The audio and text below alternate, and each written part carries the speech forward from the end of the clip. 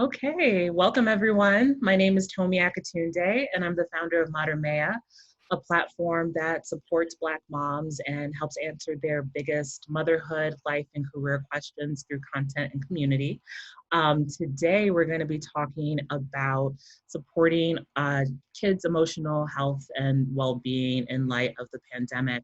And with us today, we have a dream team when it comes to answering questions of mental health for families, parents, and children. Our moderator today will be Deitra Baker.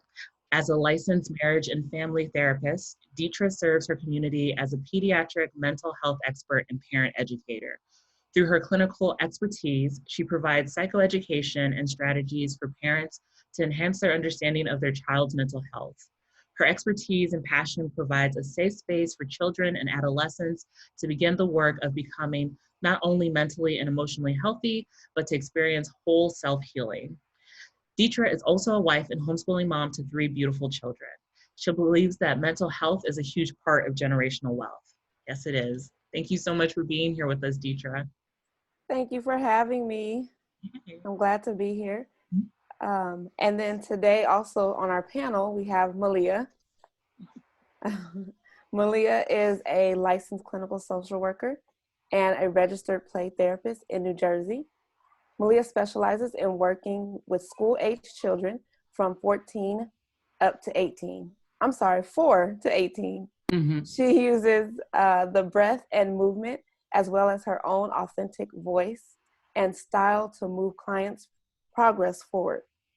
Starting as a school-based social worker, Malia's primary focus has been to build trust and affirming relationship with kids, and secondarily reframe for adults the widely held beliefs about children's challenging behaviors. Malia continues to grow and develop as a clinician herself 10 years later, as she recognizes the importance of self-reflection and discovery in her own healing and thereby the healing of others. Welcome, Malia. Thank you, thank you. I just got chills listening to my own. I'm like, oh, that is my story. I know, it's so amazing. Nice to hear that in someone else's voice. And then we also have Krissy. Krissy is a certified positive discipline educator and mom of 4 amazing little girls. She is passionate about positive parent-child relationships. She has long believed that children deserve our intentional nurturing in a way that best supports them even when they present us with challenges. It is with this belief that Krissy made the decision to get behind parents and support them with tools and empathy that will guide their journey to being the parent they always wanted to be. Welcome, Krissy. Thank you. Thank you so much. I'm so excited to be here. All right. We get started with some questions. Okay, so Krissy and Malia, can you explain what your respective roles are and how you're working with families during the current pandemic? Krissy, you can go ahead. Okay. I would say from my page, every Saturday night I've been hosting with moms kind of like a tell me what's on your mind, what's been going on with you, and really just kind of supporting and normalizing the stressors of this time period. I think a lot of people are maybe we underestimated or didn't fully understand how traumatic this time period could be and how triggering and just how overwhelming it has been. And people are asking questions about routines or feeling guilty about not keeping up with the routine, or their way that they're reacting to their children is much more intense than normal. And I think really just kind of being a sounding board and providing them space to say, what's going on in their home, and then kind of just normalizing it and giving them room to be like, well, you don't have to be on your routine so tight, and more screen time is okay. And, just kind of, grace, give yourself grace, and just kind of giving them that space to kind of just unwind. Let me hear you say what you need to say, because we don't have the connection that we used to have with our communities now that a lot of us are quarantining. So having the space to kind of just let it out has been my support really for mothers at this point, because, you know, if mom's not well, then nobody's well.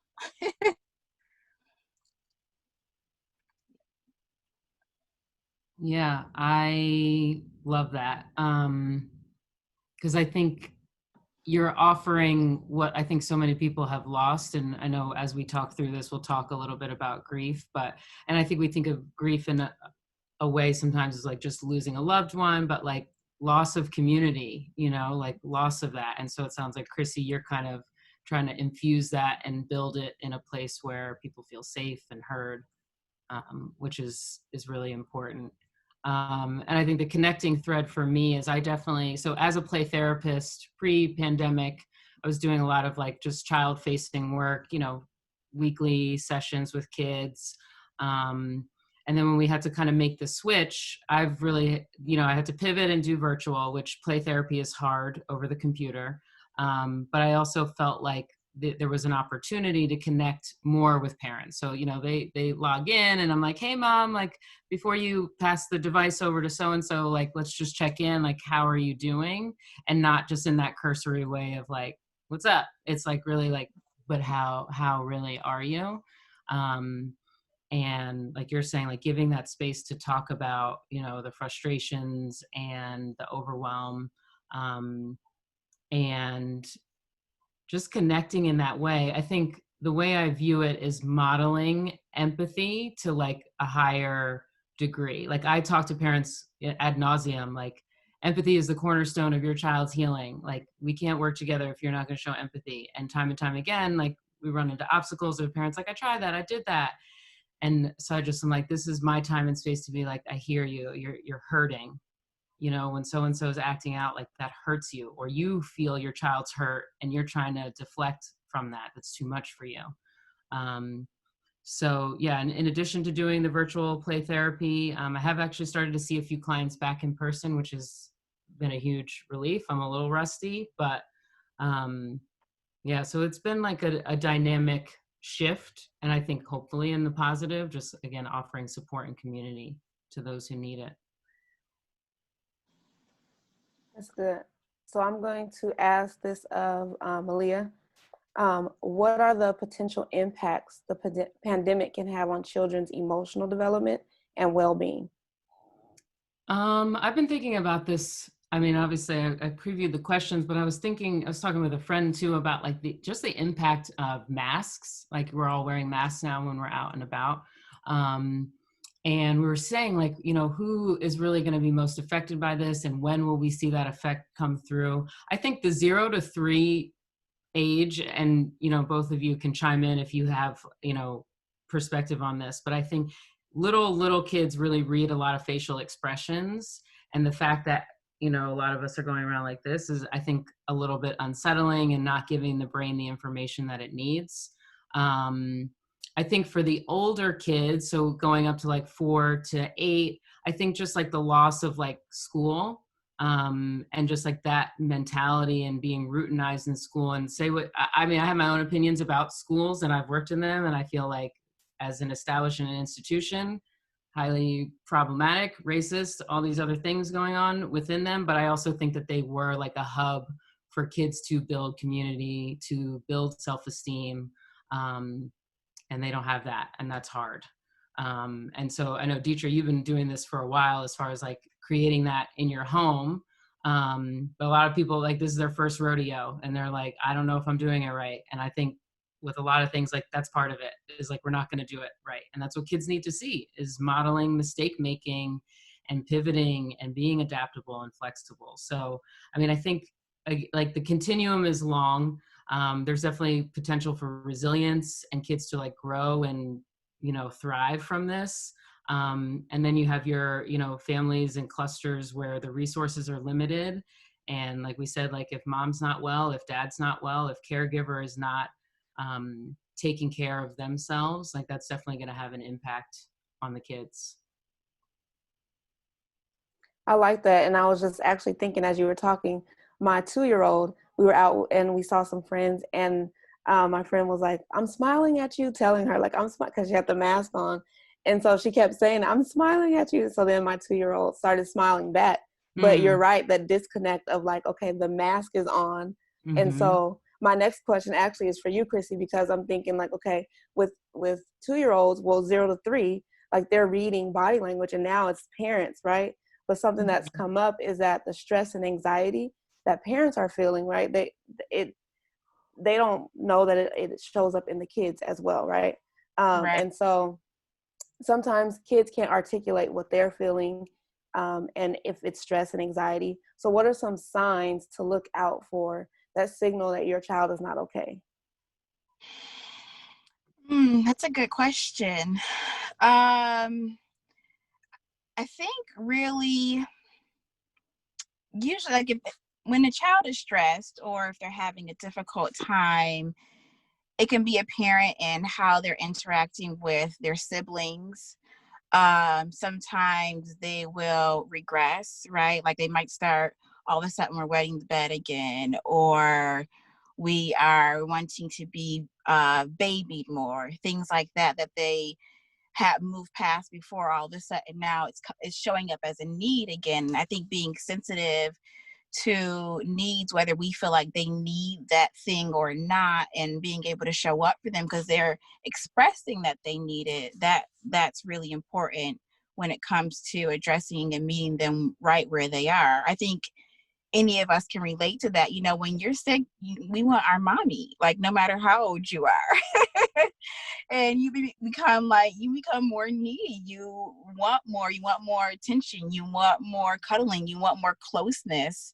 So I think normalizing being closer and being just more in tune with where they are, and seeing the need as a need and not just as them like putting on or trying to frustrate you is important.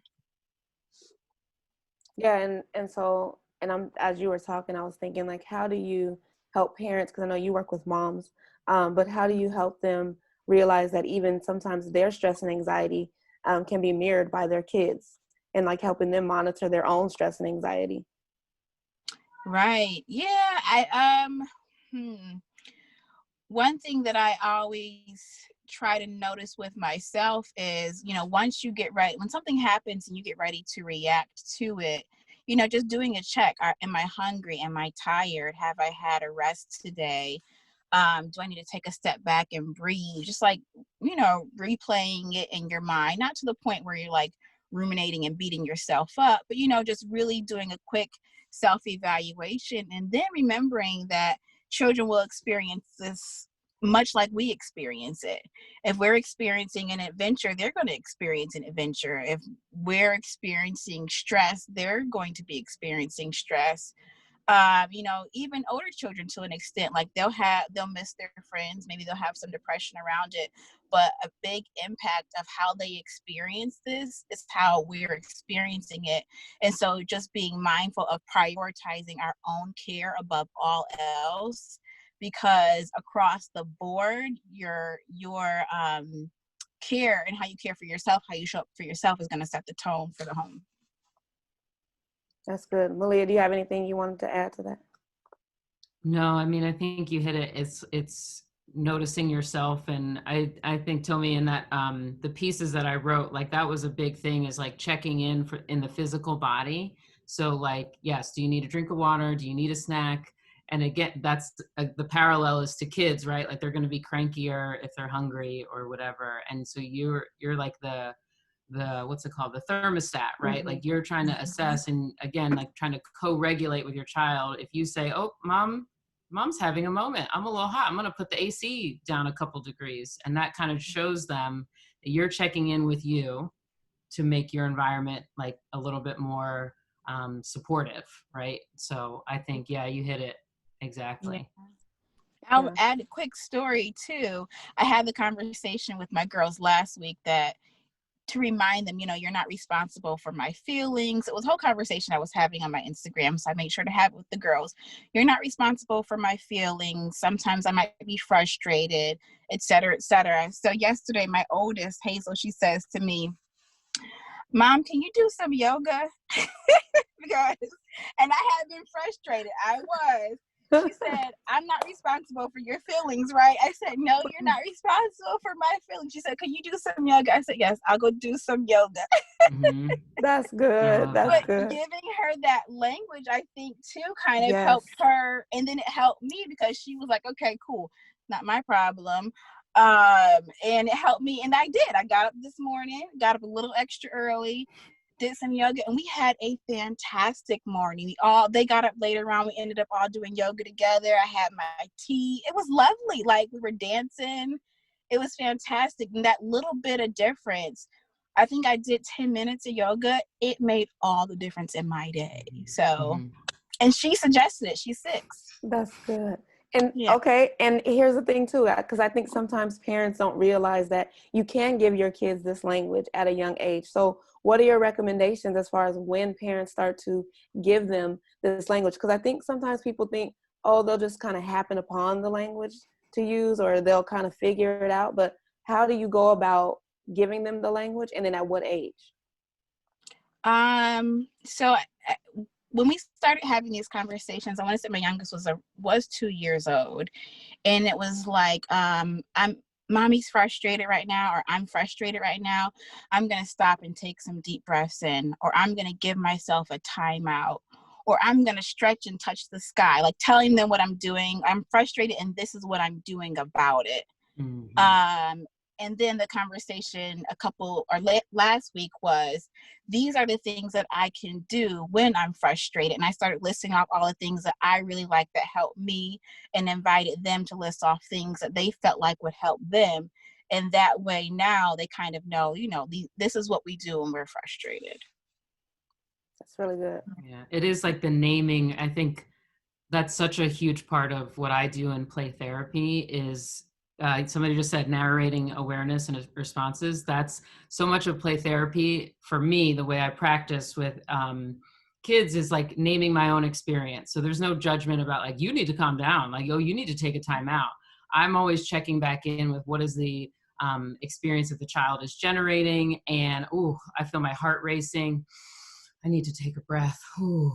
And it in a way, it's just about me in that moment, because I know I need to be regulated to show up for the child. But then there's also the mirror neurons that are lighting up in the child that are like seeing you model the skills. So like what Krissy's saying is like, she's just taking care of herself.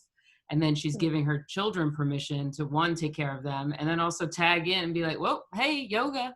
She might be too flooded to realize in the moment that she needs to take care of herself. And so now she's got a team of supporting people who are going to be like, oh, it looks like you're having a tough time. Would you like to go do some yoga for a few minutes? Moving your body seems to really help. Yeah, that's really good. That's really good. So either one of you can answer this question, but what are some ways to reduce the traumatizing impact of this time period? Breathe. I think breathing. I feel like when all else fails, I just keep coming back to my breath. It's the only thing I can really control. Being conscious about the breath. I think like, and maybe not having the goal to be like minimizing the traumatic impact, taking it day by day, taking it one thing at a time. I have talked with, groups of parents, teachers, is like, maybe you do set a goal. What do you want your kids to remember about this time, 6 months from now, 8 months from now? And then let that be your guide for your actions, if that makes sense. So like, if you're saying, I want my kids to remember that we were well fed, that there weren't any threats, that, I stayed as calm as possible, then okay. So then work your way backwards and then make those steps, to happen. So, you definitely can set a goal. I know for some people that can be very overwhelming. And I think when we were saying too earlier about routines and schedules, right? And then also helping people understand like flexibility, you can be flexible too. So really like figuring out what works for you, and maybe, yes, Monday through Thursday, you have that routine, and then Friday it's a little bit more loose, or, maybe you wake up on a Tuesday and you're really flooded, like there's something going on and you're like, you know what, I'm noticing with me, a routine is not going to cut it today. What else can we do to, so it's hard because it's like, I want to say routines, and the flexibility. you know, so and maybe Deitra, you might have some thoughts about that, because as a homeschooling parent, you probably deal with that a lot. Like you have set plans, lessons, things in mind for 6 to 8 weeks out, and then halfway through you're like, Yeah, you got to be able to pivot, right? And I think even when you're building the schedules and everything, like it gives you a track to run on. It's not like the end all be all. It's just a track to run on, so you can veer from that, right, whenever necessary. So that flexibility is huge with that too. Yeah. Yeah. So breathe. Was my short Breathe. answer. That's a good one. Breathe. Krissy, do you have anything you want to add to that parents can do? So I missed. My audio went out when you asked the question initially. What was the initial question? I was just asking, what are some ways that parents can reduce the traumatizing impact of everything that's going on right now? I like the breathe. My favorite is pause. Just taking that moment when something happens that you kind of want to jump at, or makes you, you have your initial, did that just happen? Just take a moment, breathing in, pausing, and like, okay, let me breathe. Let me just take a moment and evaluate, and then I'm going to respond, as opposed to responding right away. Because with it being a traumatizing time period, neurologically, we are a little bit more afraid. I can't think of the word I'm trying to say, but we're a little more irritated, right? So if you give yourself that pause, then you're giving yourself a chance to just kind of ease into your answer, ease into your response, and not just react instantly. And practice that, yeah. Yeah. And I would even add, like you were talking about the yoga and just meditating, like that was good too, that strategy too. Yeah.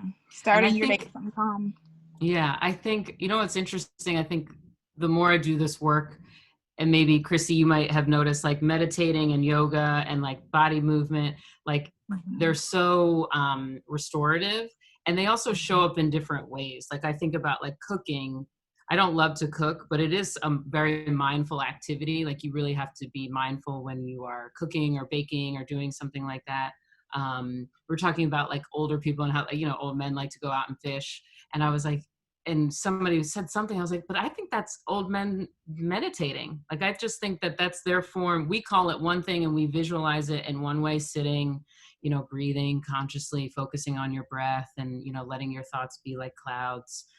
As we've been taught meditation, but I think meditation in all forms has been around.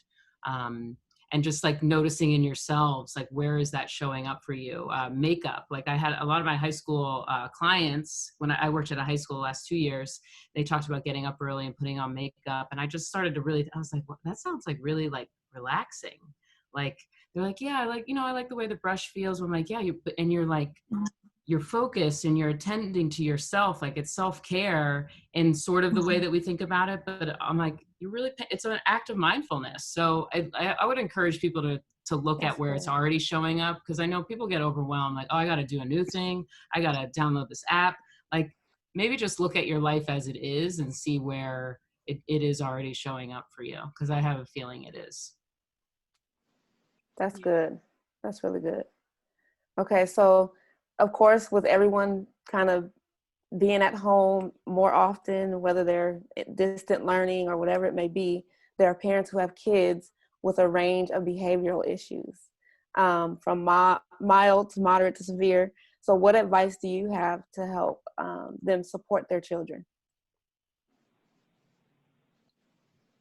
Either one of you, sorry. I'm going to go first. I would say whatever that you were doing before, probably increasing that, and not only that, giving more grace and more space to yourself and to them. Whatever, I think anything that any of us needed before, we're needing an increasing amount of it now at this time. And then just for us, it's been getting outdoors, getting that space to just run and go and play as much space as possible, reducing the amount of friction. The more yeses, the more goes, the more plays, the more do's, the better. Yeah. Yeah, I think that, like we have been saying, I think that's the theme too, is like moving the body. I've been talking a lot with parents about like when those challenges show up in the behavioral issues. So like the tension is rising, the yelling is starting, or it's just really getting, like you said earlier, Krissy, like frayed, like, or really like fraught with tension, is like your child at that point is really not taking in your lectures, your, over narrating of like, you need to be better at X, Y, and Z.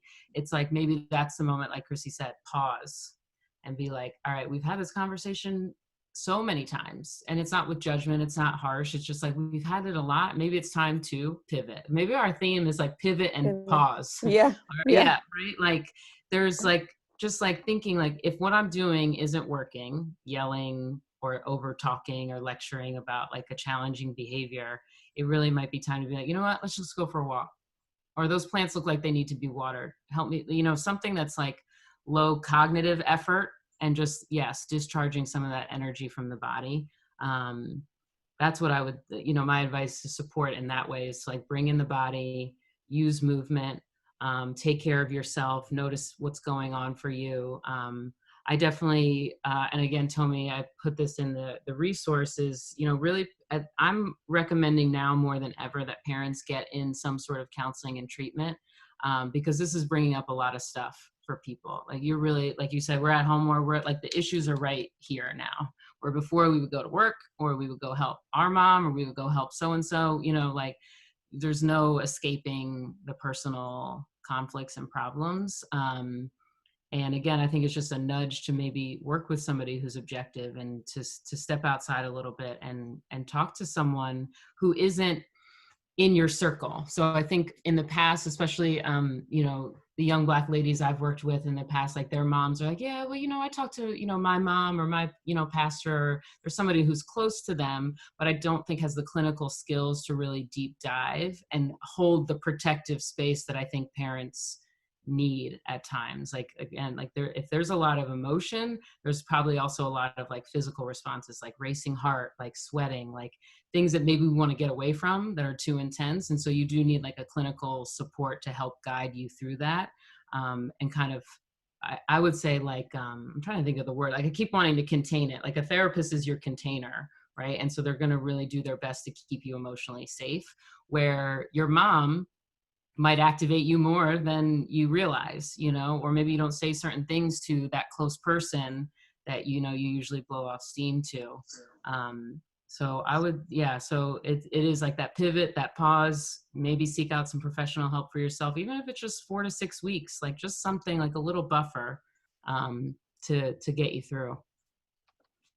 Yeah. And go ahead, Krissy. I was going to add really quickly, what helps me a lot as well is making sure that we are set up to succeed. If I'm standing across the room and I'm wanting my child to, I want to gain their attention, I'm trying to speak to them or something, I'm not going to stand over across the room and say their name over and over and over and over again, because guess what?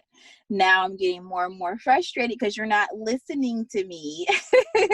So what I'm going to do is I'm going to go over to where you are once I realize that first time, and I'm going to get on your eye level. I'm going to speak to you, because so now I'm not frustrated, and now you don't have to feel the impact of my frustration, and now we're succeeding and we're winning together.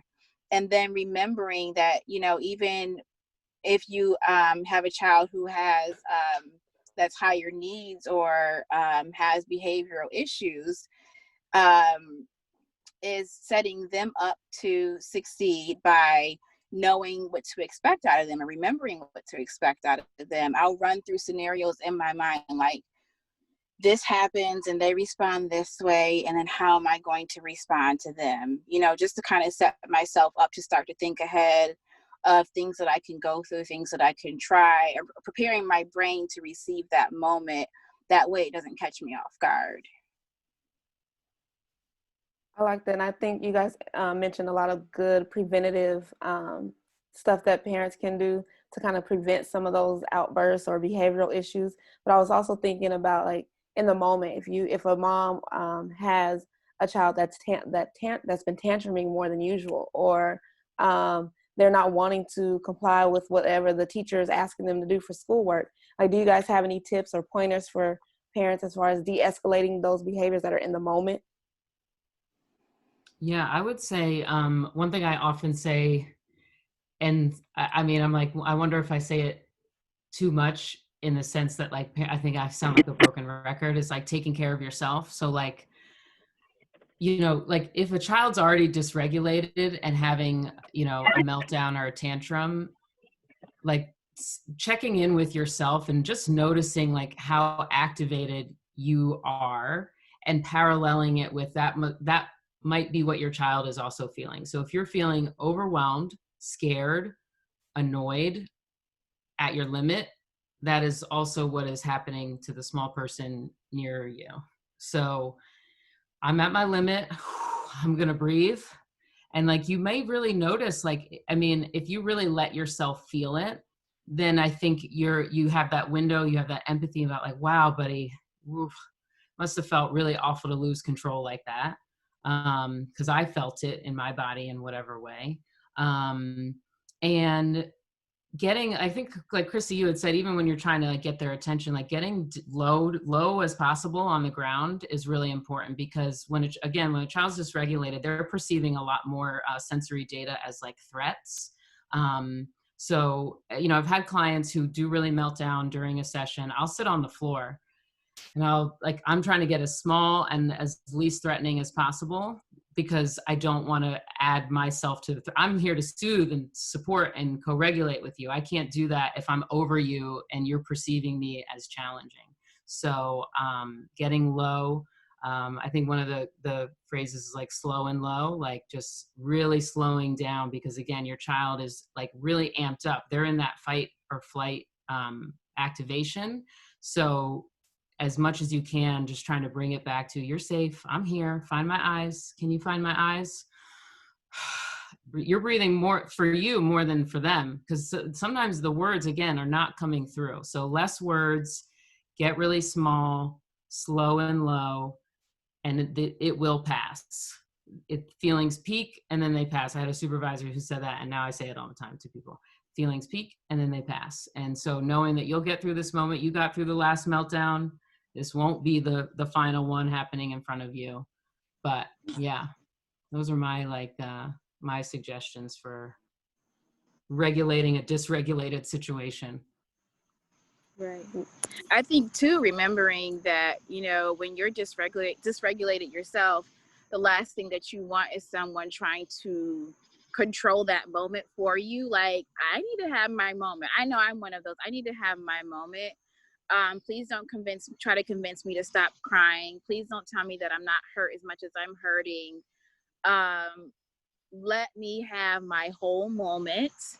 And when I am ready, we'll talk about it. But while I am dysregulated, I'm dysregulated. And the best thing that you can do is just be with me in that kind of physical supportive way.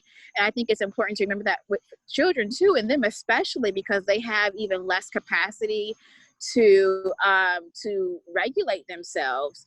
So just being with them. And I mean, what I kind of do is I just say, hey, I'm here. If you need me, if you want to hug about it, we can hug about it. When you're ready, you're ready. I'm with you. I hear you. Wow, you sound really upset. Wow, that must have really made you sad. So like validating their feelings and just being with them. And like Malia said, the moment will pass. Like it feels like a lot, and it probably feels like a lot to us in that moment, because it's hard for us to hear our children upset. That's number one. And then number two, if our nerves are already fried, it's kind of can be irritating. But remembering that that's your issue and not necessarily theirs. And so you don't want to make them responsible for regulating you in their dysregulated moment, because that's not fair either. So just breathing. If you got to sit there and just close your eyes, or maybe turn on some soft music for yourself to help yourself stay regulated while they're dysregulated. Then you take care of yourself while they're dysregulated, and let them have their moment. And then when they're done with their moment, then you can address and like, wow, you were so sad, and let's talk about some things that we can do when you're feeling sad, and where did you feel that feeling in your body? I want you to rub it. For my daughter, it's her head a lot. She'll say she felt it in her head, and I'll just have her just rub her head and just breathe, because it can just it can give you that release of, physically saying where you're feeling it, and then just, blowing it out. And that way it kind of gives them some tools to use, but giving them their moment ultimately. Mm-hmm. You are not going to teach the coping skill right in the moment of the meltdown. Exactly. I think that's what people forget. Yeah. The most. Pre-teaching. Yes. Go before or go at proactive, or after, 2 days later, or 2 hours later, whenever, but you are not going to be able to fix it in that moment of heightened dysregulation. Again, activation of that fight or flight. And sometimes you have your kids who shut down, but those aren't usually the parents who are like, no parent is like, oh, every time, mm-hmm. It's almost like the hitters and the kickers and the yellers are the ones who get the most like attention and intervention. And that's like that fight or flight nervous system response. Well, I love everything that you guys are saying. I'm like, let's just roll on into coping mechanism, because you guys have mentioned a lot of good ones already. Mm-hmm. And so we talked about either pre-teaching or coming back at the end after it's all and not doing it in the moment. But like, what are some other coping skills that we can teach, not only our littles, the pre-K through elementary, but also middle school and high school? Again, the breath. Again, the more kids see you do something for you, they're going to internalize that, right? So I think noticing, again, like when I talked before about like noticing how meditation shows up, notice how regulation and coping might already be showing up with your kids. So I think especially during the pandemic, I'm getting a lot of clients, the parents are saying like, oh, they're eating so much more now. Like, and I can just tell like, this is just bored, or this is other emotional eating. And I'm like, okay, so you're noticing that your child is using food to regulate. And then, so can we work backwards maybe from, and I mean, who among us, right? Like, I feel like something is always in my mouth during the pandemic. But also like, again, that pivot is like, well, can I give you a lollipop? Or can I give you, a pretzel stick or something that is going to maybe last a little bit longer, because it's still satisfying the mouth aspect, if that's where you're seeing it show up. And then also your environment, right? Like I talked a lot about like physical comfort, safety. I've spent a lot of days like just cold, and I'm like, I don't need to be cold. I can put on a hoodie. Like I can put on a blanket. Like changing your environment to suit you so that when you're comfortable, again, that's a coping skill, is getting myself comfortable in my body or wherever I happen to be, and noticing it, right? And I think the thing I train a lot too is like, you got to notice something first before you can change or alter it. So my advice is for parents to note where the regulation might already be showing up. Kids jumping on the couch. Oh, you're seeming so jumpy. Do we need to get a trampoline? I don't even actually know if you can get a trampoline. I've had a few clients say, can't get a bike, can't get a trampoline. Like all the recreational equipment is sold out. Yeah, seriously. But right, like jumping on the couch, like that's not appropriate in our house, if that's what you're saying. Like, and I always say like, set the boundary. So in our house, we don't jump on the couch. Maybe at Mima's, maybe at Miss Malia's therapy office, you can jump on the couch. This house, we don't jump on the couch. How else can we get your body moving in the way it's telling you it needs to move right now? And then for your middle and high school, I think they're definitely tipping into like losing themselves in video games and screens. And I have kind of like a mixed feeling on that. And I'm definitely interested to hear what you guys think, because I think there's some value in losing yourself in a world where you do have control, right? Like how good must that feel to be 12 or 13, be like, you know what, I'm going to go all in on Roblox. I'm going to build this world. I'm going to make the thing that I don't have outside of this. So letting your kids, to an extent, play around with that. And then, you know, maybe you do say, you know, maybe we get into graphic novels. Maybe we get into, you know, a lot of kids these days are not into reading. And that breaks my little heart because I love to read. But I think, you know, graphic novel is a nice entry point for that. Again, that middle and high school age range is like you get to choose, like choose whatever interests you and then fall in all into that. It doesn't have to be like a, you know, 600-page novel with no pictures. And again, I think that can inspire creativity. Maybe the child starts to think about, oh, well, like I could make something like this, which I like whenever a kid says like, I could do that, I'm like, yes, progress. Cause like we all can do the things that other people are bigger dummies than you, right? Like, I mean, we were talking a little bit about this before, right? There's space for everyone. Like you bring your own uniqueness to whatever. So having your kids sit down and be like, let's just draw. It doesn't have to be good. Let's just draw just to get our creative juices going, and maybe you make a habit out of that. But yeah, so I would say like reading blended with screen time, again, moving the body, those teenagers, like, and I think they can go either way, right? They can go into mindless eating or forgetting to eat. And again, it's just like, I'm noticing my belly's rumbling. I should probably get something to eat. So you're modeling it and naming it out loud so that your child starts to be like, oh yeah, I'd get that feeling too. That means I'm hungry. Oh, like, let me satisfy that need. And maybe you'll be less, again, those teenagers can be a little snippy and nasty, but maybe it's just because they need a snack and a drink. So that's I feel like it's a lot in there. And again, Krissy, I'm interested to hear, you know, especially for the little ones, like what you offer to parents as far as coping and that pre-teaching piece. Two things come to mind. One is building in connection time, finding things that the entire family loves to do. Maybe the family can sit down together and put a list together. We love to have dance parties. We all love to paint. We all love to play Go Fish. We all love to go to the park and kick the soccer ball around. So if you build in connection time, then that's great, not only for behavior, because we say connection before correction. So when you're more connected, then you're going to have less behavioral issues. And then it's good for a lot of the sad or maybe even depressed feelings that can come at this time period, because you feel connected, you feel like you're belonging in a space where you don't have your usual routine, or you don't have your friends or whomever that you're used to having. And then everybody's having a good time, and it's guaranteed because these are things that we all sat down together and decided each one of us enjoys doing these things. So it's not like, oh, I don't want to do that, because we all decided it's something that we like. Like for us, I'm sorry, I think I lost you guys.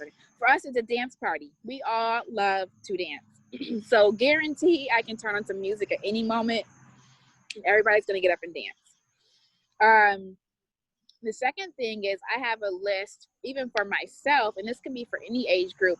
It's actually 3 lists on a piece of paper, 3 columns: mind, body, and soul. And I have a list of things that I do that support me mentally. They could be meditation, it can be reading, prayer, whatever supports me mentally. And then body, dancing, exercising, yoga. And then soul, it could be gospel music, it could be meditation, again, things that support me on a soul level. So even if your kids had something like that, you know, having things in place that you know that support them and say, hey, have you thought about doing X, Y, or Z today? Or they have access to that list that you guys all created together. So you could either invite them to do it, or they see something on the list and they know that they can do it. That way they are supporting themselves on multiple levels. Yeah, it's like creating, I think the word I've been using with parents is like a menu.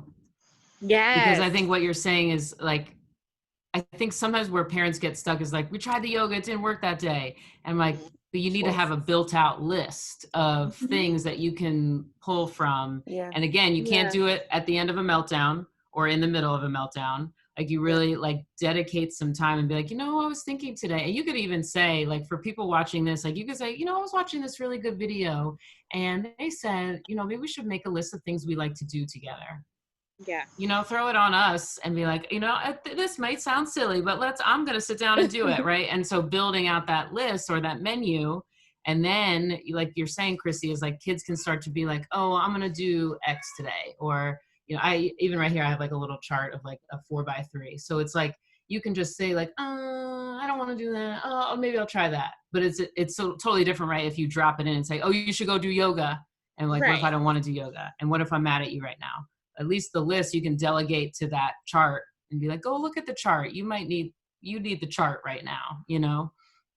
So yeah, building a menu or a chart or like a daily schedule, something. And again, noticing patterns. Like I know I work with a few families who are in two households, and parents will say like, those first 2 days back, Miss Malia, it's a struggle like that. They're just readjusting, they're reacclimating.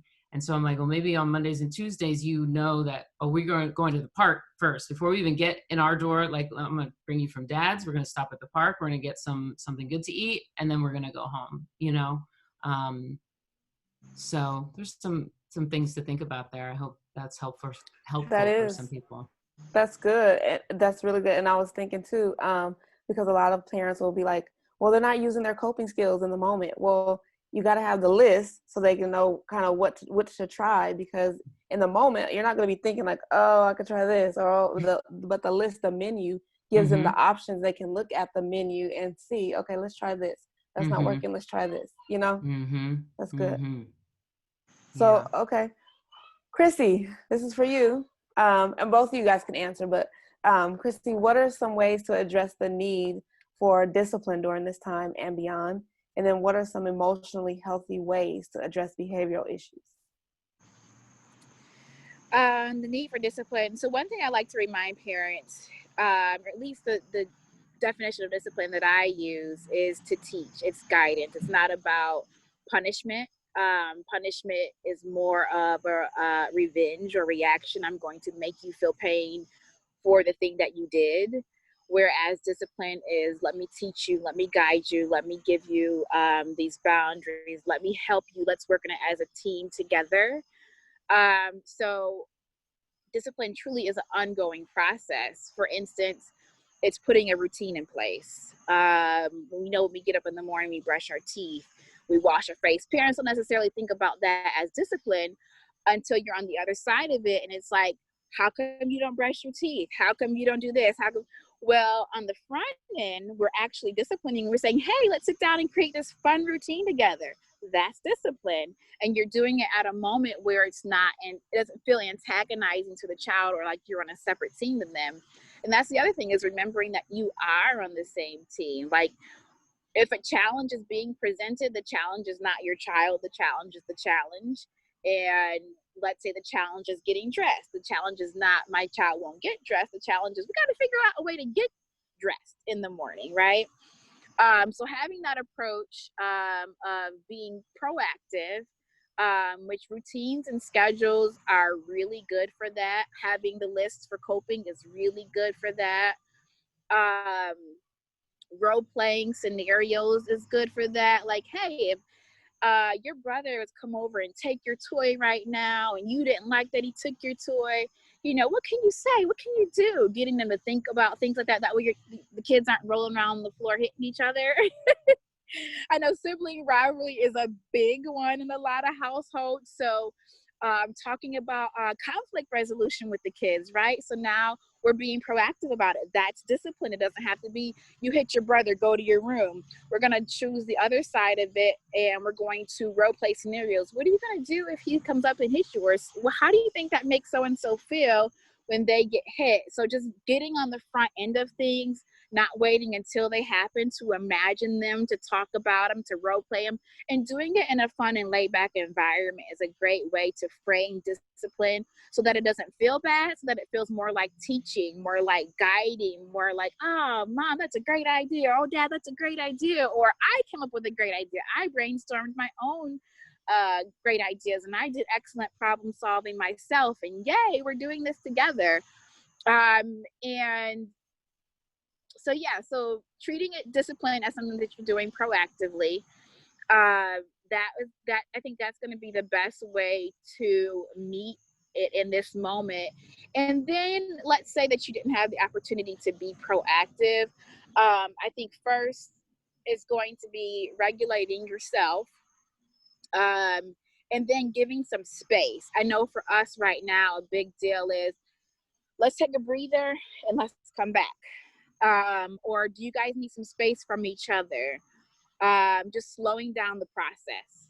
You don't necessarily have to respond in the moment. It's not gonna necessarily be lost, but giving yourself a chance to respond to it. That way, you're not as reactive to it, and you guys can have a real conversation and connect around it. And then the other thing, again, is connection. Connection plays such a huge role in discipline. Children that feel connected, children that feel like they belong, they're part of the team that they value, that they're valued, and they're not being controlled. They're much, much higher and much more likely to actually be cooperative, because they feel like they're helping making decisions. You know, it's like if you're at a job and you have a boss that comes up to you and says, boom, here's the list, get it done. Versus you're at a job and the boss calls you and like, hey, I'm trying to work on this project and I need you to help me think about and brainstorm X, Y, and Z. And then you're like, oh yeah, you know, I've got this skill, that talent, blah, blah, blah, and I'm gonna do this and that. You know, it's the same way with kids. They want to feel like they belong and that they're part of what's going on. So bringing them in, bringing them close, connecting with them, being proactive. And there was a second part to the question. Yeah, well, it was just, what are some emotionally healthy ways to address behavioral issues, which you included in there. Okay. Yeah. You're getting it. I love that. Okay. Both Deitra and I both, when you talked about like the discipline piece really being about teaching, like that I think is like, I get one of the other cornerstones. So if empathy is one, is like understanding that discipline isn't just about you did wrong and now I need to make you know that it was wrong. Most of the time kids know what they did was wrong. Like I feel like I talk ad nauseum with parents. I'm like, they know that hitting you was not the right choice. They know that. For so many reasons, they know that. Mm-hmm. It's thinking about how do you, like you said almost too, Krissy, like tabling the lesson, and we'll come to the lesson later, but building the connection. Like I know you didn't want to hit mom. You must feel so guilty. Like I wouldn't want to hit me either. You know, whatever it is connecting. I think when we come back to that, what is emotionally healthy, it's acknowledging the fact that your child had a really difficult moment. Oh, that was the other thing you said. I got chills. You said the challenge is not your child. The challenge is the challenge. I love that. Oh my gosh, I need to write that down somewhere, because, and maybe Tommy type it in, maybe Tommy, you can put it in the chat. You did. Okay, cool. There's so much that you guys are saying that I'm like, oh, we should have got like a little note-taking sheet. Yes, because I think that's the thing too. It's like, oh, he did this or she did that. And it's like, well, you and so-and-so team up on the problem, team up on teeth brushing, team up on, uncomfortable socks, or, then like you said, you're building that team element. And I feel like I do use that analogy a lot with parents, like you're the coach of the team, or running a family is like a business.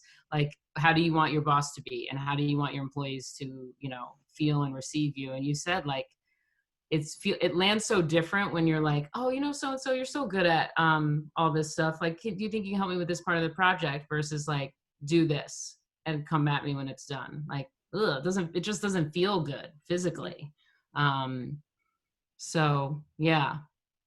And then I think too, if I can add in really quickly, I think it sets children up to have a positive mindset about mistakes that they make in the future, because mistakes can feel so paralyzing and so shaming, because you're used to your mistake being met with punishment. Like, you made a mistake, this is what you got to do to pay for it, versus you made a mistake, what did you learn from this? What can you do differently? How can we brainstorm solutions around this? And so in the future, your child will run into situations where they're going to need to problem solve, and it's not going to be helpful for them to just be feeling real like, dang, I'm a bad person, or, oh, that's awful. Like, and then just ruminating about how bad they are. That's not helpful. What you really want to do is you want to foster problem solving skills in your child, so that in the future they know they can get in the game, and they're not just like a lot of us do or have done, like, you just get stuck in that I'm feeling bad about myself moment. We don't want our children to pay that price. And I got the feeling, and I'll own my stuff, is like, I feel like so much of the work that I do, and maybe you ladies can relate, is trying to heal those wounds from my own childhood. Like, I don't want a kid to ever feel like that. I don't want a kid to ever feel like their mistakes mean you're bad, you're not worthy. You know what I mean? Because I felt that. I'm like, I don't want that. I don't want that for me, and I don't want that for you. And so I'm going to dedicate my life, my career, my everything to making sure that that doesn't happen. Yeah. I say to my daughter, I'm like, yes, you made a mistake. And she just giggles and looks at me like. Yeah, because it's like, if you're not making mistakes, then you're not trying new things, right? Mm-hmm. You're not learning. Mm-hmm. You're not growing. You're not extending outside of your comfort zone. Yeah. I love that a lot of what you guys are saying. Because this is like, so good. It's so true. It's so true. I'm in therapy right now, just like going over all of this, and oh gosh, y'all, so good. Okay, hopping back out. No, and I love that what you guys are saying a lot is like front loading, just the being proactive with our kids versus being so reactive. And so giving all these tips, and I'm like, yes, giving all these tips for like how to be proactive, because a lot of what we end up fighting fires when we could prevent fires, right? So that's good. Okay. So how do you know when your child needs professional help? Malia, you got that one. Okay. I was going to say, I'll jump in here. I would say, I mean, there's a couple things. One is to like listen to your gut. And I think one thing, again, during this time, like a lot of parents have fallen out of touch with their inner voice, their authentic voice, the thing that tells them, yes, this, no, that. Checking in, like, does this feel right? You know, do these actions, behaviors, conflicts with your child feel like a natural progression? Like, when you look back 6 months, and again, like we're in this strange time, so the benchmarks have been blown apart, but does it feel like it might warrant the intervention of someone else? So listening to your gut, talking with friends, like, and I have a couple clients, they're like, I'm talking to my friends with kids this age and they're not seeing this, they're not experiencing this. That's a clue. You know, again, you don't have to be like every other parent, but kids tend to be grouped by age and ability and developmental, like, again, those benchmarks. And if you see a number of other kids and families kind of, and not on social media, I mean, we could go into a whole thing about stay off social media, because it's not a place where you're going to get, it's a highlight reel. It's not what's going on in everybody's personal, but say it again, Malia. No, I'm kidding. Yes, it's a highlight reel. Whatever you're seeing is not reality. Don't fall for it. Really look in your communities, again, in your friend groups, like, and the people that you know are honest with you about what's going on with their kids, and kind of matching it up. And again, you're not trying to compare, like, oh, I'm not as good a mom as so-and-so, oh, she's a teacher, or she's a social worker, they must know more than me. You're all still, like, again, that instinct is the instinct. Like, I could go to school for a lot of things. You can't go to school to be a parent. Maybe we should start that. Maybe that's the next institute. But so I would say those are some clues and cues. And then you can always, like, I would just ask, you know, you can always email a professional. You don't have to make an appointment. You could say, like, do you have 15 minutes? I just want to consult really quickly about what I'm noticing. And a good, honest clinician with integrity will either be like, no, that sounds kind of like par for the course. Like, keep an eye on it. I'm here if you need anything. They're not going to try to bait you and be like, yeah, pay me $200 to do a blah, blah, blah. But you know, you can ask a professional, like, is this on par with this age and, you know, what they have going on? Again, I have a client, and this is the other piece too, like, we're talking about, like, parenting, a client who's really struggling with her little one. And I was like, don't let your pediatrician tell you just need to be firmer, more strict, or, you know, like we said, that discipline piece, because I feel like a lot of parents get the message from doctors, because that's their first line as a pediatrician. They're like, well, let me just rule out medical, which you do want to do that. And then a pediatrician will, meaning well, say, like, well, you just need to be firm. You need to set more boundaries. And maybe that's true, but how? How do I do that? And if I was a kid or if I'm now a parent who grew up with, like, confusing boundaries, or I have my own trauma, I've had stuff going on. How, Dr. So-and-so, how am I going to set a boundary? Can you come to my house and help me set this boundary? So I would say, like, don't, again, don't let anyone like shame you into thinking you're just not good enough or you're just not cut out for it. You just might need a little bit of support. And again, like, listening to your gut, check in. Does it feel right? I want to add in really quickly too. I'm in therapy. I've been in therapy for 3 years, and I am just an advocate of therapy for everybody. Like, it doesn't have to be framed as a bad thing. Like, we all go to the doctor to get our physical bodies checked up. Like, we could go talk about our minds, whatever. Like, there's things that aren't necessarily in your awareness, in your child's awareness, and your awareness for your child. So I think, there's this negative connotation around so-and-so's in therapy, or so-and-so's child is in or needs therapy. I think we all need therapy. Like, I think it's ongoing good mental health care. Yeah. And it's a part of what you guys have been talking about. I feel like the theme of this is not just pivot, but then also be proactive, right? Therapy is a part of being proactive. I love it. Yeah, I think, that piece about, like, when you go to, I have a few clients, the little ones, whose parents were in therapy first, and their therapist was like, whatever's going on with your kid sounds like your child might need some intervention. And also realizing, like, there's different, like, I think in the context we're talking about it, we mean like talk therapy, right? You're sitting down, you're talking to someone. In my context, I do play with kids, but we work on self-esteem, communication, emotional regulation. But then there's also, like, more and more, I'm like, there's like a sensory component going on with so-and-so.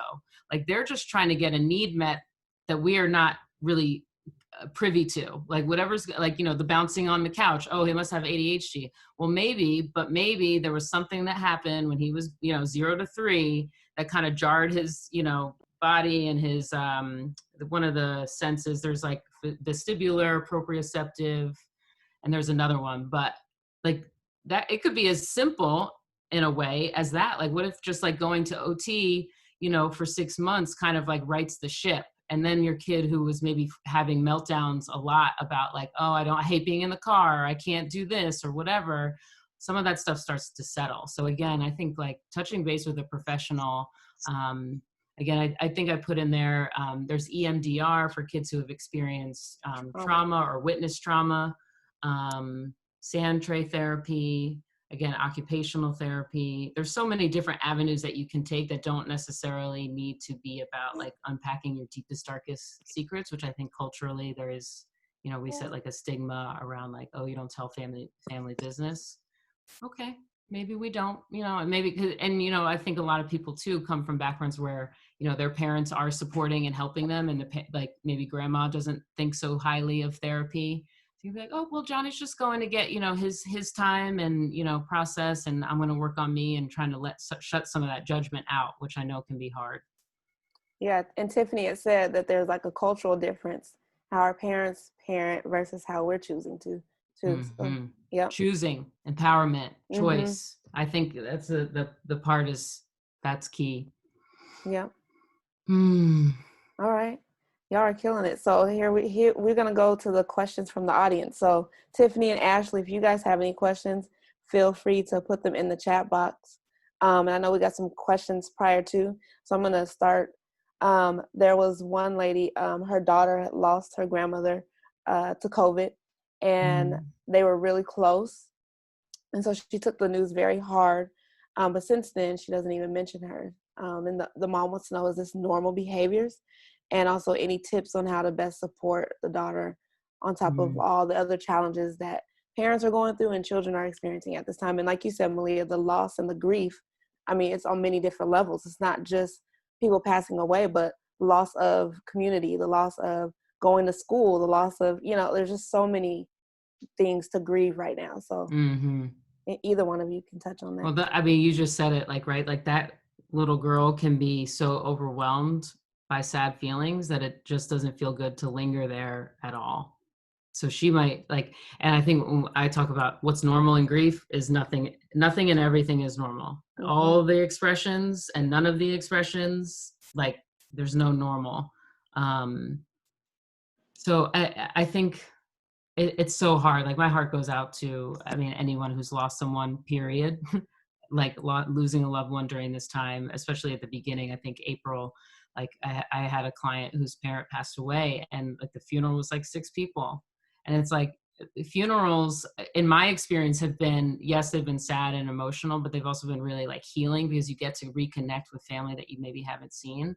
And so that's a lot. It's like loss on top of loss. So again, it's like an overwhelming feeling, and just being with your kid and be like, and you can just say like, I'm overwhelmed, sad, maybe just drop a word or two in there, because you're just trying to build that emotional vocabulary. I see you, I see your energy, or whatever, you know. And maybe you say, oh, you haven't really talked about grandma, I miss her, and own your stuff about it. Because maybe mom's not processing, because she's just waiting for, she's just might be like waiting for something else. So, you know, maybe mom processing her grief to, again, model for her child, this is safe, this is accessible, mom's doing it, mom's taking care of, you know, her feelings. And that could be really powerful too. I think to add to that too, grief is such a personal journey for every person, kind of what Malia was saying. You know, everything and nothing is normal. But giving the room to talk about it. I know when I was grieving hard on my grief journey, I mean, still grieve, but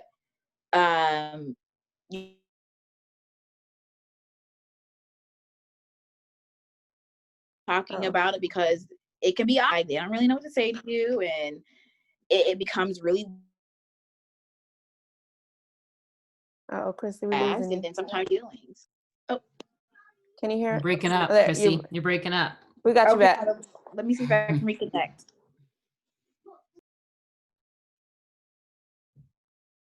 While she's reconnecting, I think those are good tips as far as just like how parents can support their kids in grieving all the many different levels of grief.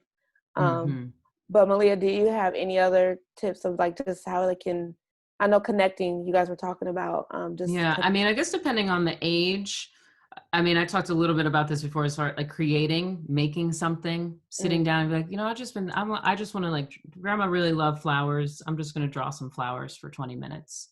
And I mean, again, you don't need to be an art therapist. You don't need to be like, oh, what does like this mean? Like maybe she draws a black circle and you're like, okay, that's that whatever feels real and right for you to say. Ooh, big black circle. I was drawing flowers.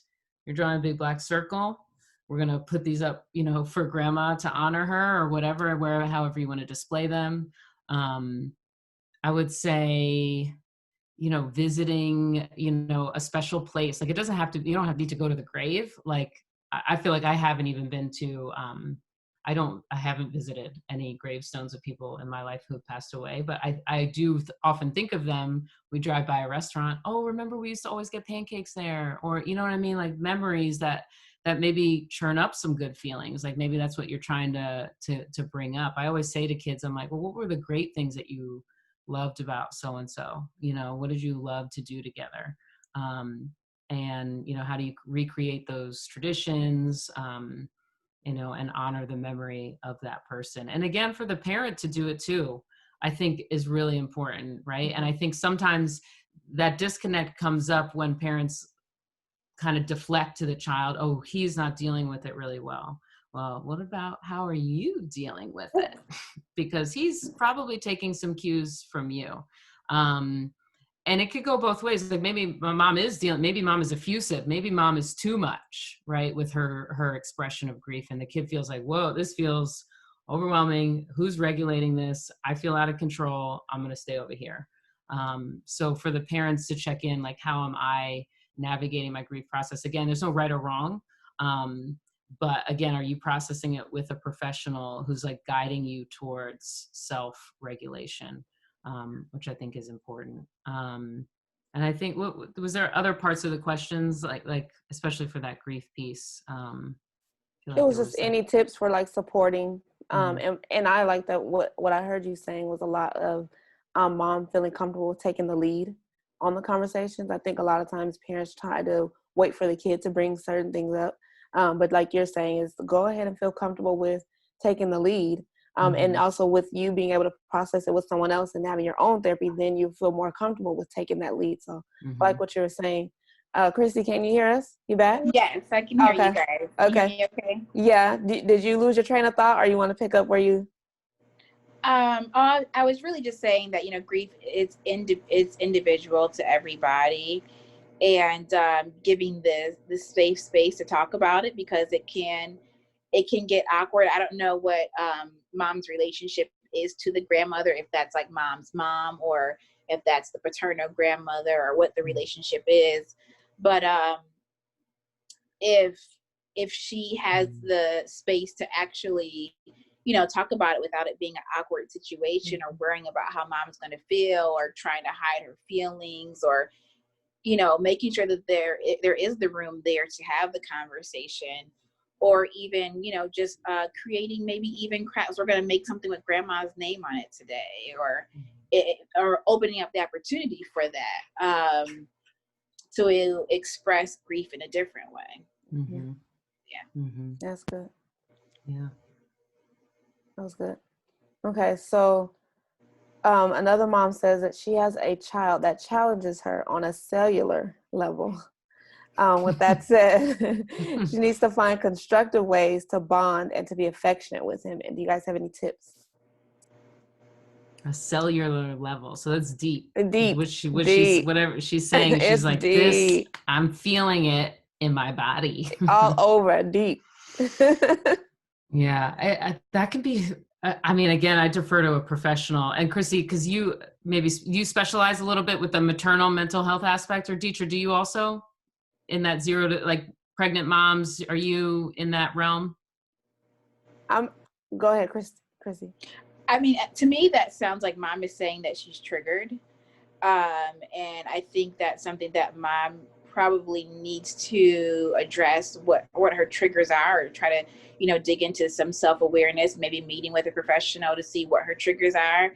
And then I think 10 minutes, say, can I do 10 minutes? Even set a quiet, maybe alarm on your phone, or look at the stove and say, it's 9:10, from 9:10 to 9:20. I'm going to sit down and we're going to draw together. We're going to play with this kinetic sand, or whatever the case may be. We're going to do this for 10 minutes. Kids don't expect you to entertain them or be with them all day long. So like in the meeting, in between time, say, I'm going to do 10 minutes at the top of the day, and I'm going to do 10 minutes at the bottom of the day, where it's just me and him face to face, eye to eye. And that will be monumental. That'll be very important for him. And then figuring out what your triggers are and why. And a good book for that is Conscious Parenting, or The Conscious Parent by Shefali Salisbury. That's an excellent book for pausing and identifying what it is that's triggering you. So I would encourage mom to look inside, and then just take those 10-minute blocks and connect. And I'm going to pull out what you said before, Krissy, because you said the child is not the challenge, right? The challenge is the challenge. And so it sounds like mom is focused on him and not the behavior, not the challenge, right? Right. So even that nugget that you dropped earlier, drop it again. Right. Yeah, Yep. I think too, when you said like finding those, like the 10 minutes, I love that book ending of it. Is like, we're going to start with connection and we're going to end with connection. And finding the thing. So the one thing I've learned in like supporting parents is like, not every parent wants to sit on the floor and play Legos. Not every parent wants to play video games. Like, and I think the great thing I say to, parents of our kids with 2-parent households is like, there's 2 of you. You have your stuff that you love to do with so-and-so, and you got your stuff that you love to do with so-and-so. You don't have to cross things. You don't have to do the thing that you don't want to do, because they're going to know. They're going to feel your resistance. They're going to feel like, oh, mom doesn't really like doing this. Maybe mom loves to bake. Well, maybe he's your little chef helper. You say you're going to hold mommy's measuring cups for 10 minutes. And this is how we bond and connect, Right. I think honoring what's authentic for you. And I think the reason I came to on that, like maternal mental health pieces, because I would wonder, I'm reading way too much into this like 2-sentence thing, but I would just wonder what was like the birth experience like? What was the pregnancy like? What are some of those challenges? Like you said, Krissy, like the triggers, like there's probably some unpacked stuff that mom is now projecting into the relationship that she just hasn't like integrated and released. You were getting even some attachment stuff too. Mm-hmm. Yes. Yeah. Yep. Yeah. And then if they're, oh, sorry. Go ahead. I was going to say, and then there's this a song that comes to mind, Tap In, that's popular right now. But if you have somebody there to help you tap in, if there's a parenting partner, say, hey, if you notice that I am having a difficult time, and you can see I'm starting to escalate, or we're having a difficult moment, tap in, tap me out. Like, I need help. Yes. You know, like, come over and say, hey, do you need a moment? Tap in and tap me out. Yes, Mm-hmm. absolutely. And Tommy said attachment stuff, because I did say attachment stuff. Attachment. So, you know, as Malia was talking about, like at birth, and sometimes when parents have their baby, they're like, I didn't get that warm, gushy feeling like everyone talks about after I had my baby. And then they feel like, well, what's wrong with me? And why don't I feel this way about my child? And then some attachment issues develop. And so they start to wonder, like, why am I not as attached to my child? And it interferes sometimes with the bond that they create. And so that's what I was speaking about when I was talking about attachment. But I don't do birth work like Malia was asking. Okay. I wasn't sure. I feel like somebody, I mean, they're out there. I think maybe Tommy, they were on one of our calls, Raising Resilience or Resilience something. Yeah. They specialize in that. I think that's such a unique field of practice, because it is so, you know, you have the physical element, you have like the, like, there's just so much there. Like, I don't even know it all to unpack it, but I would think that I do often now more than ever ask parents, like, oh, what was 0 to 3? Like, just tell me when you brought him home. And it'll be interesting, like oh, the labor was like so intense, or it was so overwhelming, or, you know, this happened, and I'm like, oh, and I'll see it sometimes you see it in attachment, but also sometimes you see, like, you know, a kid who maybe couldn't see at birth will be bumping his head into things because he was blind for the first 6 weeks. And so he had to learn how to feel by using his head, like all these like really interesting, intricate things. So I would defer to, you know, a perinatal, maternal therapist in some cases, obviously not for everyone, but the word cellular level got me. That triggered me. Yeah. That was a deep level. That's why. And you even think about, I think, with moms coming home and the postpartum depression and just all that stuff that goes into developing a healthy bond with your child. So okay, so how do you help a child anxious about going back to school and worried about getting sick or getting their family sick? Name it, acknowledge it. Krissy, you go. I'm gonna sit with that. Obviously, coming from a hospital perspective, I am a respiratory therapist, so I'm working with COVID patients as well. And one thing we try to do is just build confidence. You know, they're practicing these good, safe measures they have in place. We're doing this, we're doing that. These people are really good at X, Y, and Z. Talk about what the school's doing. Talk about what the school's plan is.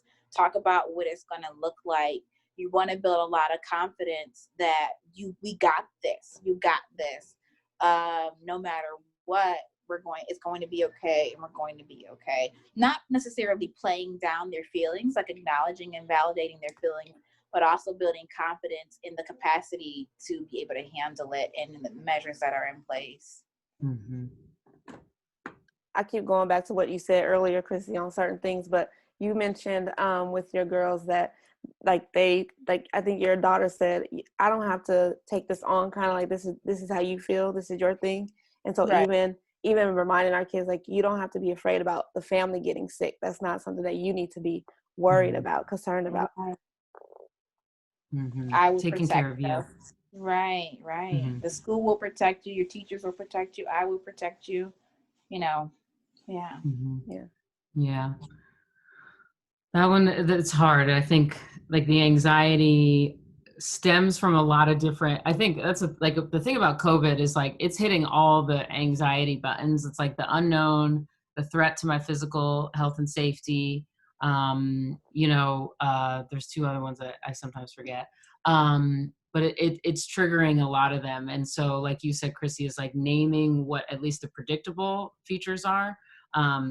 Even like, okay, if we do get sick, if someone gets sick, what have we done in the past when someone gets sick? We go to the doctor, you know what I mean? Like rolling out the steps and the what will happen if sometimes can quiet that noise in the brain. But yeah, and again, regulating is like, oh, where are we feeling anxiety? Are you feeling sweaty? Are you feeling, where is it showing up in your body? And how do we, I was always really big on giving kids like tools to release energy, like twisties, fidgets, something, not fidget spinners. I hate them, but other tactile, other tactile things that support, the body's need to discharge extra energy. So, if you're feeling this, okay, I want you to, do this 10 times, or I want you to, take that big breath. I forget there's bunny breaths and there's snake breaths. Like there's a few different, if you even just look up those terms, like you'll find some videos that kids can watch to regulate the breathing. Tell me what's feeling really hard or scary for you. And maybe joining like that worries mom too. And then building on it, like what we just said, is like, but the thing that helps mommy feel a little bit better is taking the big breath and remembering that doctors are in charge of that. Grandma's taking care of herself, she's not going out or whatever, the measures that people are taking.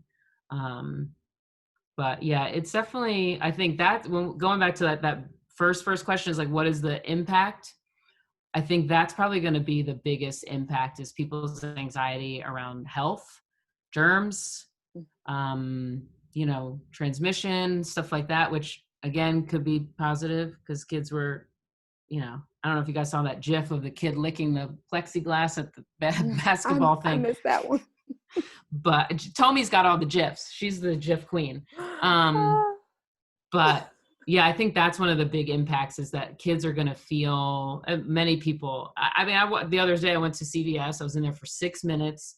I was about to go down the aisles, any fresh cleaning products, because I'm trying to quell my anxiety by getting some Clorox wipes. And this woman sneezed, and I was like, forget it. I'm out. I'm leaving.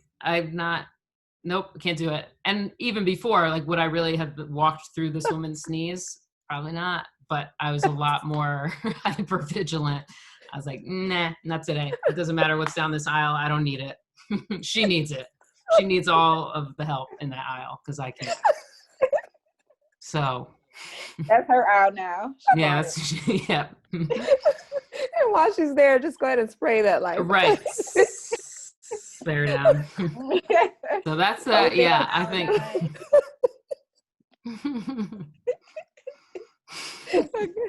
Sorry. I feel you. Okay, I'm sorry. No, it's okay. I think that's the lasting impact is we're going to be germ conscious. I don't want to use the other word that comes, but yeah, we're just going to be more conscious of our health and safety, and that might not be a bad thing, but yeah.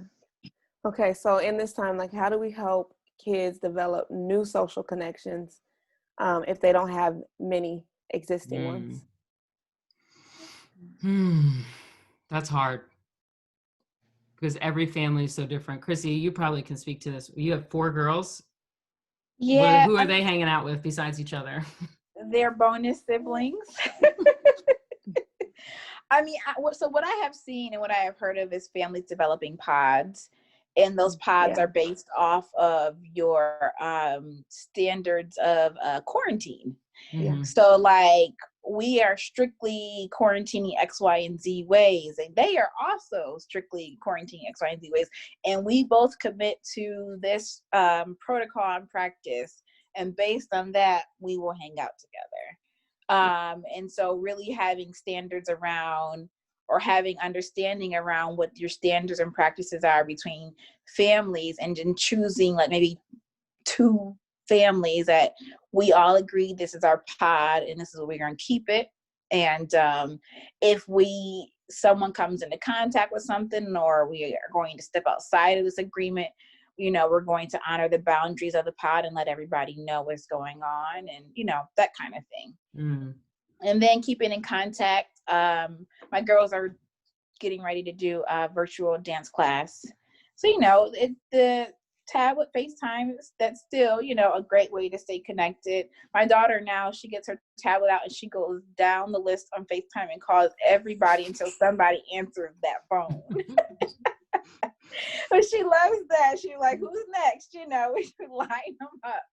And it's fun because actually the family members are getting more calls than they've ever gotten. So they're probably like, back to back, ignore. So you better answer. Yeah, I think, and we kind of touched on this with the grief piece, but maybe like writing letters, drawing pictures, sending things to people in the mail, which the mail's going to be, that's another system or establishment that is under siege during these times. But like, connecting in other ways. And I think Deitra, I don't know if you incorporate this in homeschooling, but like, how do you take one thing and like use it as a teaching tool? You know what I mean? Like, oh, we're going to write. Today is a writing lesson. The kids don't know it's a lesson. Like, today we're just going to write to grandma, or today we're going to write to whatever, or we're going to make a poster for the mailman and tell him how much we appreciate him. Like, how can you, again, take that teaching piece and make it fun and make it accessible and attacking that goal of social connections. I think it's good that you said that too. I mentioned to my children, they've been writing letters to their friends. And, that's a lost art of just making a card for someone or writing a letter.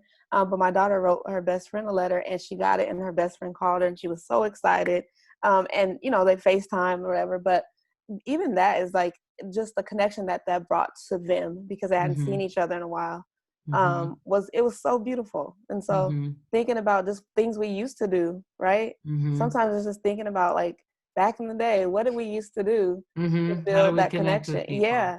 Before we had social media, right? I was like Krissy's, I would just do the real time version. I'll go everybody in the phone book. I'll be like, oh, these people live on the same street. Oh, and this person has a pool and it's summertime. I'm going to their house. I'm going to this person's house. Like, I know we can't go to houses, but it was that same thing of like, yeah, what did we do in the old days? It's like trying to reconnect with that. But it is, and again, I think like acknowledging the difficulty and saying to kids like, it's hard right now. It's hard to be close to people. It's hard. Yeah. I'm going to breathe when things feel really hard, because breathing helps me get new ideas. Ooh, there's a little cutie. Yeah, I know. Hi. Oh. Wait. Not that I can see. So cute. Thank you. But yeah, the social connection piece, I think the older kids, right or wrong, the high school kids are hanging out more. I feel like I'm definitely seeing more articles about this party and this thing and COVID spreading. And I think that might be, I know we're talking about what are the, emotional implications of COVID, but I'm like, well, I wonder what the implications were 10 or 12 years ago that are now affecting those kids, that they're like, we cannot not be together. We have to, despite the risks to our health, we're still going to hang out and do this or whatever. I don't know, but it is, maybe you have a kid who is a little bit more of a homebody. But, I think, again, it's a time to be creative, right? Like, yes. I think out of great tragedy, crisis, stress comes really awesome things. So how can you encourage your kids to be creative? Make a song. Oh, let's learn how to do something on the computer that's productive, like using like a sound engineering software. Like I have one client who's building like a sound, like they do script work or voice work. And the frustration is like, oh, my parents are always home. Like I can't be my true acting self. And I'm like, well, what if you did this? I'm putting foam on the walls. Like they're trying to make their own studio at home, which I'm like, that's so cool. Would you have done that if you could go somewhere to do it, Right. So. And my son the other day, he was like, I want to have a building contest with him and his friends. So he wanted to call them and ask them like, hey, let's build this thing with Legos and then we'll call each other back and see who's the biggest, So yeah, just getting creative is good. And this mom asked a question about like She has 2 daughters, and she's trying to figure out like how to maximize on this experience of just siblings being together so much. So Krissy, you have 4, and that's sometimes that's the only interaction that kids are getting. So how do you maximize on that? Together activities that we like to do. We like to go on walks. We go for scavenger hunts. We bake together. We make breakfast, dance parties. There's just so many ways to connect. And I think, I don't know, for my girls, I know they're like each other's best friends. They love being together. They fight, but they're like together and they enjoy it. But like having things for them to do, board games, card games, toys, things I'm doing with them, connection, truly just creating lots of opportunity for that. As just, yeah, that's kind of where we are with that. That's good. Okay, so this one wants to know, how do we maintain all those essential social and emotional learning skills typically picked up in class with other kids and teachers if we're homeschooling?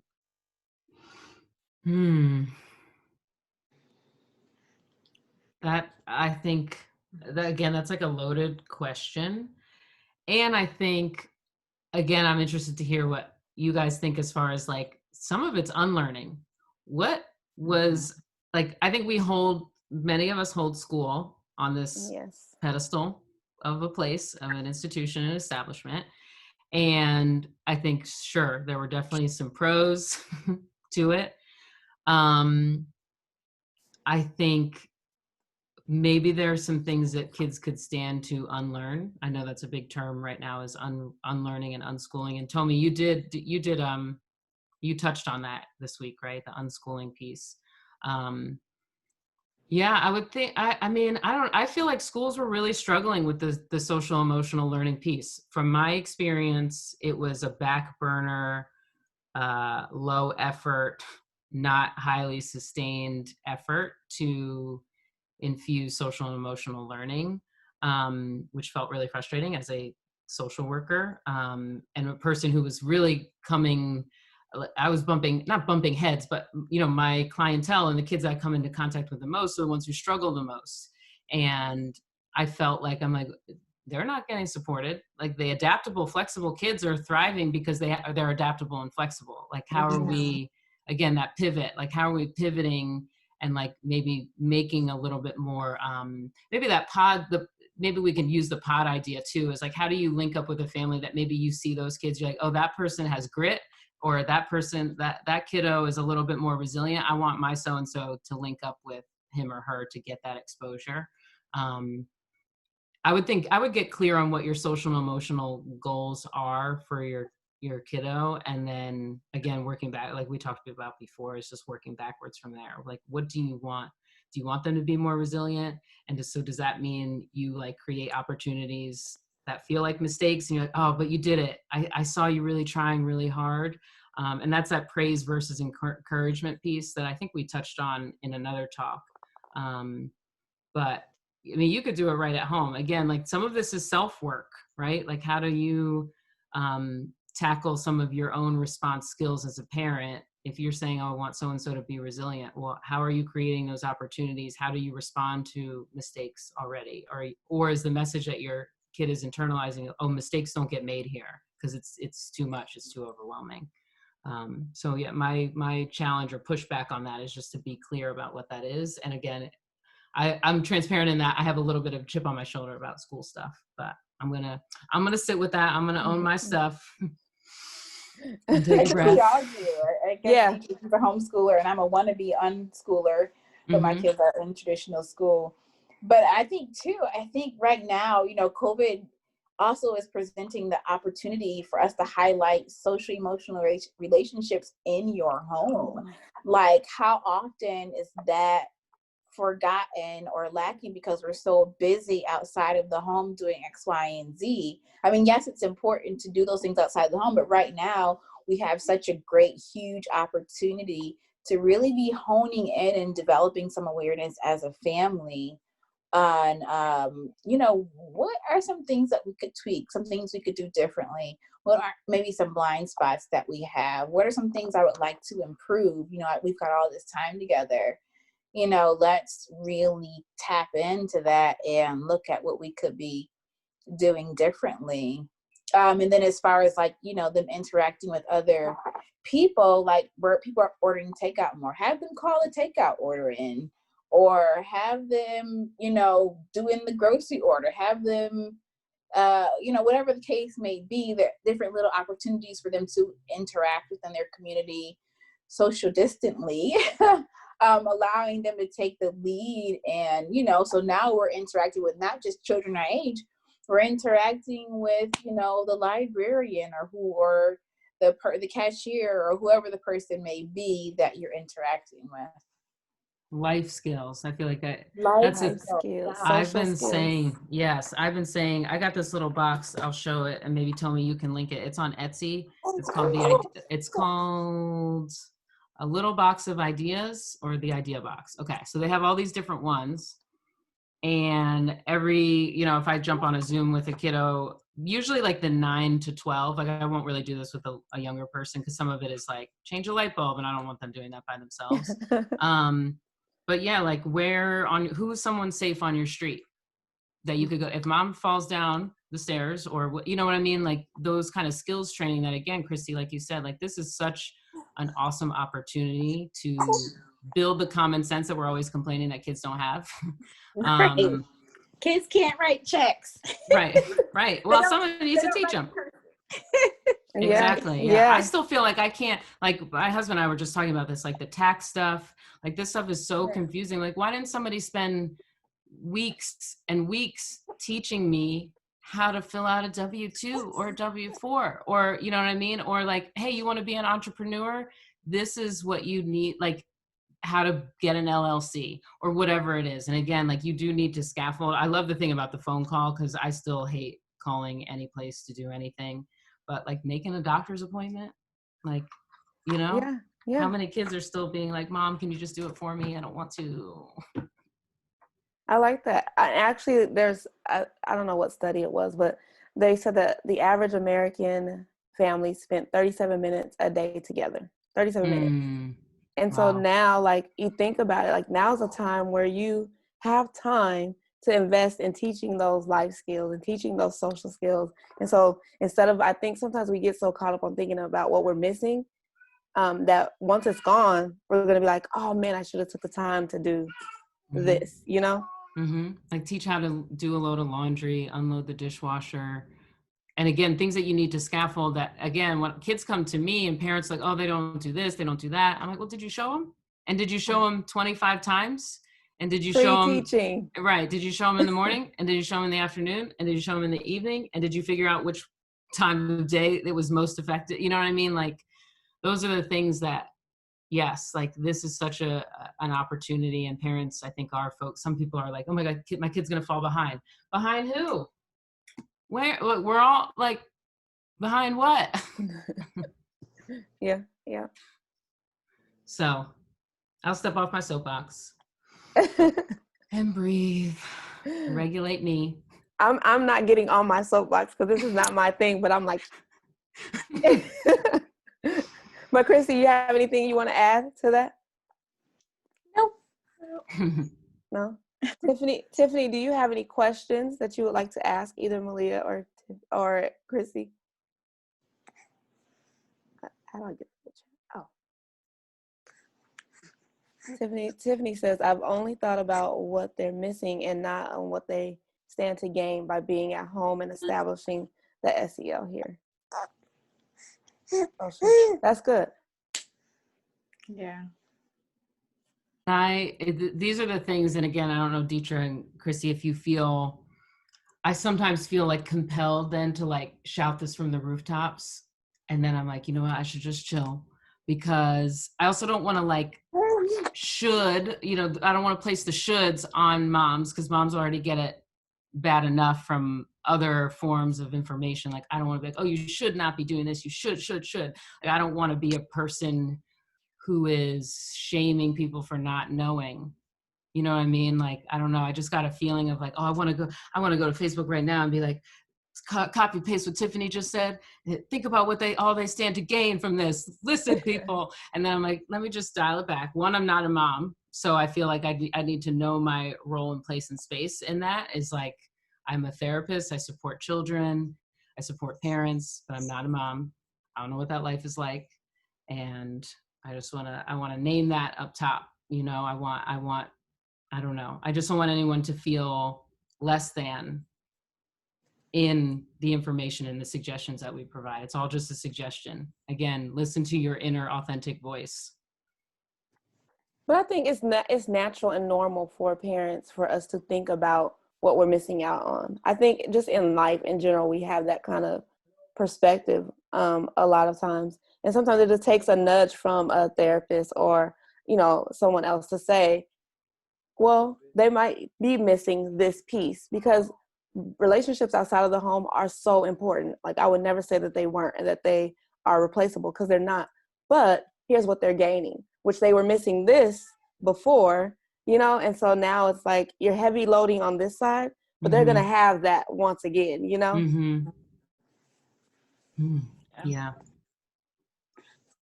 But that, let's see, any other questions? I think that was all of our questions for tonight. You guys, this was so good. It is. I'm like, can I get a replay so I can take notes? Yes, it'll definitely be a replay. I was taking like little notes here and there to call out when I share it later, but this was so great, so informative, so helpful for everyone who was here and who was able to watch on Facebook Live. Thank you so much for being here. Thank you, Deitra, Malia, Krissy, for sharing your wisdom and insights and suggestions. I really liked how you framed that, Malia, that these are suggestions. There's already so many things making us feel bad. We don't want to be one of those additional things. But yeah, just I think these tips were really helpful for people to understand that I feel like people already know what to do, but like when you're so dysregulated, it's hard to see like, right, pause, breathe. Yes, that is what I need to do. And something that I've been learning in therapy is that like, we think of our brains as like these really complex things, but they're super dumb. And just like distract yourself sometimes. So an exercise that I do is like naming the colors of things. So when I'm super dysregulated, it's like black exercise mat, green shirt, blue can. It's like, oh, right. Like, that's how I pause. That's how I like bring myself and ground myself together. So I'm really glad that we were able to end this week of content in such a really just amazing way. Thank you so much. Yeah. So everyone, where can people find you? I am on at Krissy's Couch on Facebook and Instagram, and now TikTok. Yes. Krissy, are you dancing on TikTok, Krissy? I'm not dancing, but I did rap today, y'all. Okay. I made a remix to WAP called Welcome a Pause. So go check it out. It's on TikTok. I also put it on Instagram. So that's my debut to TikTok. And I really look forward to connecting with community again Saturday nights. It is live in my DMs because we talk about all the things. So join me on Saturday nights. We love to chat. Real talk, girl talk, parent talk, whatever. That's where you can find me. Oh, and www.krissyscouch.com.